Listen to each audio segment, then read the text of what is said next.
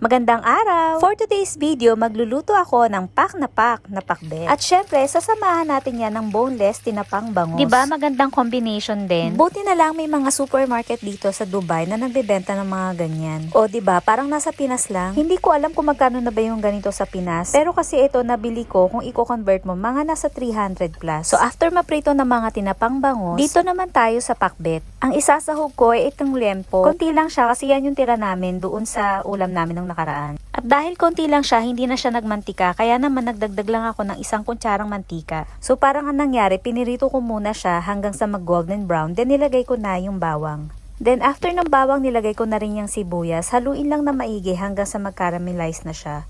Tas maya-maya, pwede na rin nating ilagay yung kamatis. Actually, hindi kumpleto ng gulay itong pinakbet ko. Wala siyang kalabasa, sitaw, o yung iba pang nilalagay. Pero okay lang yan, basta masarap ang pagkakatimpla. So yung mga gulay na nilagay ko, yung mga gulay lang na gusto ko na siguradong mauubos. At syempre, hindi mawawala dyan ang okra. Paborito ko yun eh. Isama na rin yung talong at ampalaya. So actually, 3 gulay lang ang isasahog ko dyan. So pagkagisa rin ng kamatis, nilagay ko na rin dyan yung 1 kutsarang alamang. Kayo po ba, ano po bang madalas na isahog ninyo sa gulay pag pinakbet? O yung gulay na dapat hindi mawawala sa pinakbet? Kasi sigurado meron din kayong paboritong gulay. So after magisa ng alamang, maya-maya pwede na nating lagyan ng tubig yan para maluto ng maigi yung baboy.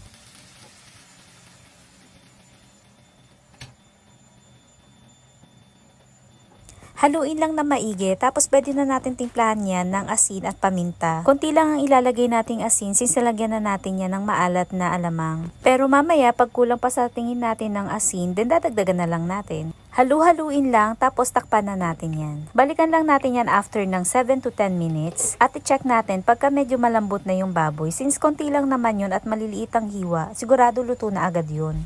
Tapos tatakpan lang natin sandali, maya-maya pwede na nating ilagay yung gulay. Inuna ko na nga palang ilagay itong ampalaya, 1 piraso lang yan. Tapos hinugasan ko lang ng 3 beses pero hindi ko na piniga sa asin. Dahil mas bitter, mas masarap. So medyo i-half cook lang natin yan. Tapos maya-maya pwede nang ilagay yung talong. Ilang pirasong maliliit lang din yan. O sana naman bago matapos ang video na ito, pa-comment naman kung nagustuhan ninyo at pakipusuan na rin at pa-share. Meron din po akong YouTube channel, Meng09 Becca Mo. At pag medyo malapit na maluto yung talong, ilalagay ko na rin yung mga okra. Pansin nyo ba, napakaraming okra? Hindi masyadong halata na favorite ko yan. So ayan, haluin lang natin ng maigi tapos tatakpan lang natin. Sa mga oras na yan, medyo half cook na yung ating okra. Kaya naman, pwede na nating tikman yan kung okay na yung timpla. Dagdagan nyo na lang ng asin pag sa tingin din nyo, matabang pa. Sana nakatulong ang video na ito lalo dun sa mga nag-uumpisa palang matutong magluto. Kasi ako natuto lang din kapapanood sa mga video. Yun lang, kain tayo. Thank you, bye!